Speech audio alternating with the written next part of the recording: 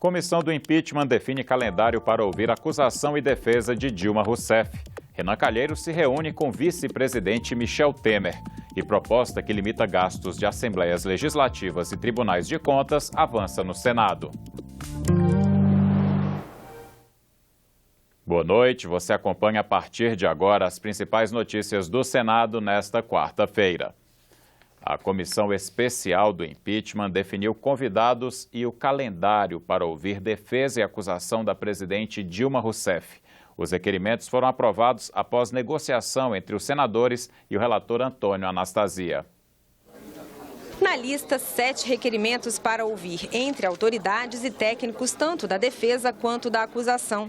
Mas, antes mesmo de a reunião começar, os senadores da base e da oposição conversaram e consolidaram todos os requerimentos em 3. O único nome que não houve consenso foi em relação ao representante do Banco do Brasil. O que nós estamos assistindo é exatamente a base do governo tentando tergiversar, deslocar a discussão para responsabilizar terceiros pelos atos da presidente da República. Não precisa temer, porque se vier alguém do Banco do Brasil, vai falar exatamente o que eu estou falando. Na realidade, não querem a presença do Banco do Brasil aqui, especificamente do vice-presidente Osmar Dias, que inclusive é um homem que entende de contratos na área da agricultura, porque realmente ele vai chegar aqui e vai desmascarar a tentativa que tem de imputar à presidenta um crime que ela não cometeu. Mas o convite foi aprovado e, a partir de amanhã, os senadores começam a ouvir os convidados. No dia 28 de abril, será a vez da acusação. Serão ouvidos Janaína Pascoal e Miguel Reale Júnior, autores do pedido de impeachment na Câmara dos Deputados.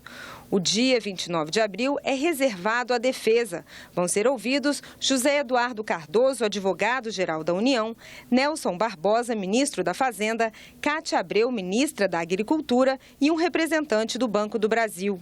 No dia 2 de maio, vão ser ouvidos os especialistas da acusação. Júlio Marcelo de Oliveira, procurador do TCU, José Maurício Conte, professor de Direito da USP, e Carlos Mário Veloso, ex-presidente do STF. No dia 3, vêm os especialistas da defesa. Ricardo Lodge, professor de Direito da Universidade do Estado do Rio de Janeiro, Geraldo Luiz Prado, professor de Direito da UFRJ, e Marcelo Lavener, ex-presidente da OAB. O presidente do Senado se reuniu hoje de manhã com o vice-presidente da República, Michel Temer, no Palácio Jaburu. Ao chegar no Congresso Nacional no início da tarde, Renan Calheiros fez um balanço da situação política do país e do papel do Legislativo. No encontro com o vice-presidente Michel Temer, Renan Calheiros disse que vai manter a isenção durante o processo de impeachment contra a presidente Dilma Rousseff. O vice-presidente sabe que eu tenho compromisso com a ampliação da previsibilidade política, constitucional e que eu vou, de todas as maneiras, manter essa isenção até o final desse processo. O presidente do Congresso Nacional, mais do que nunca, tem que demonstrar isenção, responsabilidade, sobriedade para conduzir esse processo sem ter lado, senão você perde a interlocução até o final.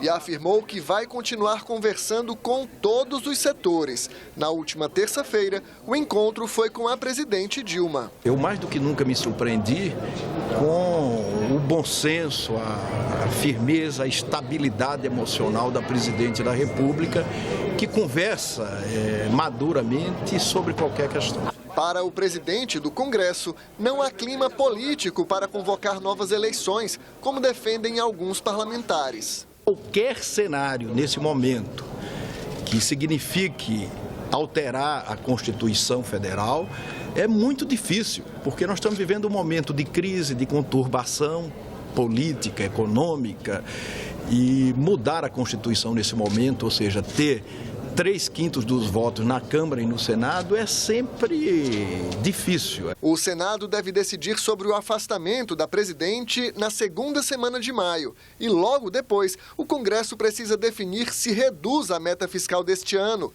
Sem essa mudança, um eventual governo de Michel Temer teria que promover cortes no orçamento. O vice-presidente sabe que o Senado Federal, o Congresso Nacional, a Câmara dos Deputados não faltarão com o Brasil.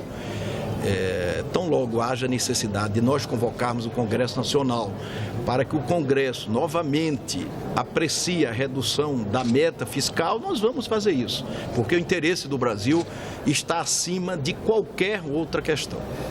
O procurador de Justiça do Ministério Público Militar, Péricles Aurélio Lima de Queiroz, será o novo ministro do Superior Tribunal Militar.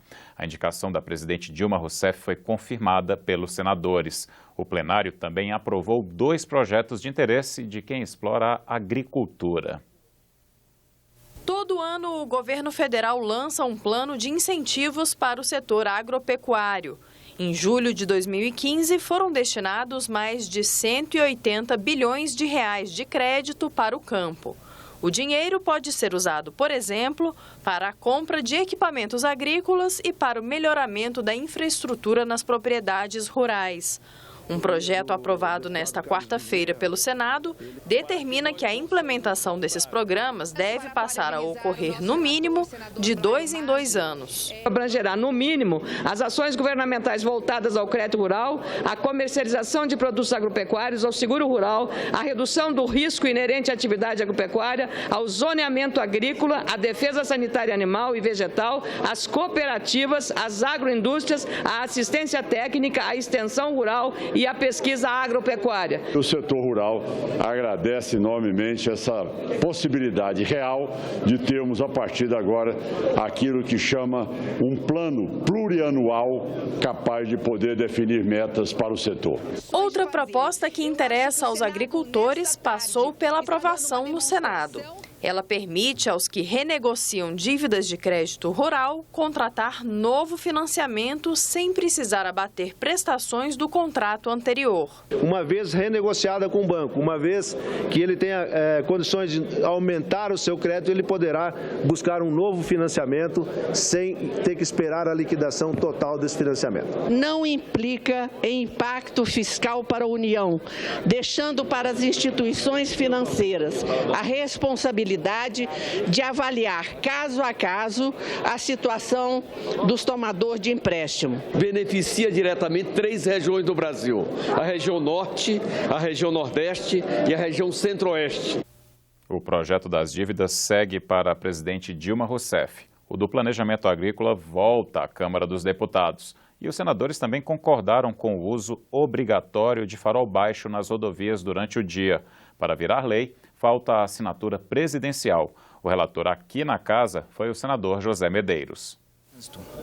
Nas rodovias federais, nós temos um índice muito grande de mortes e de acidentes frontais. E esse projeto ele contribui muito para a diminuição desses índices, porque aumenta a visibilidade. Às vezes você tem situações em que a cor do carro, por exemplo, se confunde com a do asfalto. Em determinados momentos do dia, pode se passar até despercebido, como se fosse num ponto cego um veículo desse. Foi sancionada hoje a medida provisória que determina que o Tesouro Nacional faça a compensação ao FGTS de prestações não quitadas por beneficiários do programa Minha Casa Minha Vida. A presidente vetou artigos que obrigavam a União a destinar 10% dos recursos para construir moradias populares em municípios com menos de 50 mil habitantes. Dilma Rousseff explicou que a mudança poderia engessar o programa e atrasar a redução do déficit habitacional no país. Os vetos ainda precisam ser analisados pelo Congresso Nacional. Trechos de estradas federais que tinham sido repassadas aos estados devem voltar a ser administrados pela União. É o que prevê uma medida provisória aprovada hoje na comissão mista. O texto agora segue para análise do plenário da Câmara. Pouco mais de 10 mil quilômetros de rodovias em todo o Brasil devem voltar a ser administrados pelo governo federal. A comissão mista responsável por discutir a medida provisória 708 aprovou o parecer do senador Assir Gurgax. Os trechos que voltam a ser federais foram repassados aos estados em 2002. A União continuava destinando recursos, mas eram os governos estaduais que faziam a manutenção das estradas. Todas essas rodovias, elas deveriam voltar à União. todas elas, porque não houve anuência dos estados em recebê-las. As assembleias legislativas não votaram autorizando os governos estaduais recebendo. No entanto, o governo federal, ele seria uma malha aí próxima a 14 mil quilômetros. Absolver tudo isso numa única... ficaria pesado também para o governo federal. É uma medida provisória que traz para a União a responsabilidade de administrar as suas rodovias federais, administrar através de manutenção, fiscalização, execução de obras necessárias para o melhor desenvolvimento das regiões.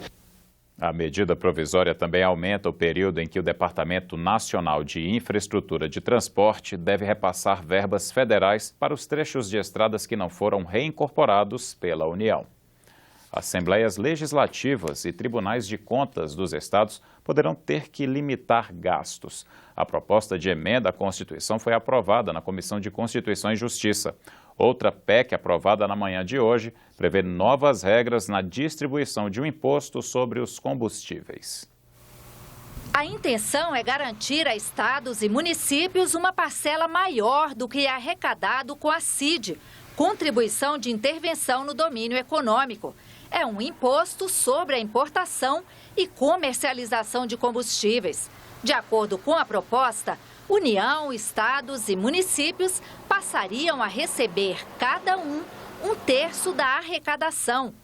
Hoje, a Constituição destina 21,75% para os estados e 7,25% para os municípios. O restante fica com a União. Esse tributo deixou de ser cobrado em 2012, quando o governo federal achou por bem usar esse expediente para manter estáveis os preços dos combustíveis, privando estados e municípios de uma fonte importante de receita. Muitos municípios no Brasil vivem uma crise grande que não tem nem como pagar salário.